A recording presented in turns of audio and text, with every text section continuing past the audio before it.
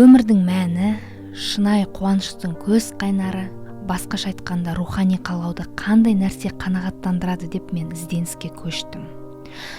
Лао Цзының Дао ілімін оқыдым, одан әрі үнді мистиктердің, Будданың ілімімен таныс болып, жалпы рухани азаттық беретін жанның тыныштығы неде деген іштей сауалыма жауап іздедім. Ата-анамның ұлты қазақ болғандықтан, туылғаннан мұсылман саналып, намаз оқу парыз деп санадым. Ата-анам намаз оқитын. Мен хадистерді оқып, сөйтіп Құран оқуға көштім.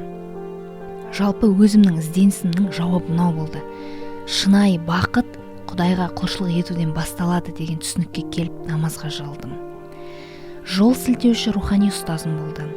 Арабша оқи білу үшін курсқа жазылып, толықтай ислам дінін жетік білуге ниет еттім. Алайда іште бір қалау болды. Ол Алланың мейірімді, кешірімді Құдай екенін, онымен шынайы тығыз байланыста болу еді. Өйткені ішкі жан дүниемде бір ауыртпалық, тынымсыздық басым болды. Күндердің бір күнде намаз оқып, жалынып Алладан сұрадым. Алла, сен шынайы танығым келеді. Өзіңді жақыннан танытшы. Сенің шынымен де мейіріміңді сезінгім келеді деп сұрадым. Тағы бір намаздан кейін телефонымда YouTube каналында пайғамбарлар жайлы мультфильмдер бар болатын. Сондағы Иса Мәсіх деген жазбаға көзім түсіп көре бастадым. Сонда Иса Мәсіхтің мультфильмдегі айтқан сөздер мынау болды. Жол, шындық және шынайы өмір менмін. Мен арқылы болмаса, ешкім әкеге бара алмайды. Мен ізгі бағушымын. Әкемнің мені, мен әкемді жақсы білетінім сияқты, мен қарамағымдағыларды жақсы білем. Олар да мені жақсы біледі. Солар үшін жанымды қиямын. Бұл отардан басқа да қойларым бар. Соларды да алып келуім керек. Олар даусымды естіп таниды. Сонда барлығы бірақ бағушы, бар бір тұтас отар болады.